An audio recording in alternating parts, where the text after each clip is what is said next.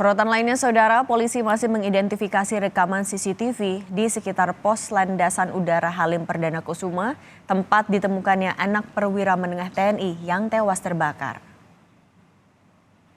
Dari 18 titik CCTV yang diperiksa, hanya 4 CCTV yang merekam kegiatan anak perwira menengah TNI ini.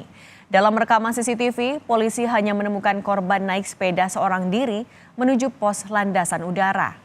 Polisi juga telah memeriksa sejumlah saksi termasuk orang tua, guru, teman, dan penjaga pos lanut yang bertugas.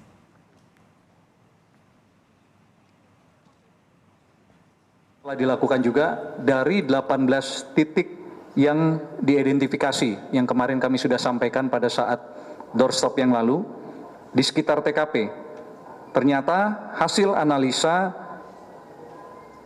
hanya 4 titik CCTV yang merekam korban. Dia menggunakan sepeda, jadi sepeda yang kami temukan di TKP. Jadi dia mengayuh sendiri memang menuju ke TKP itu.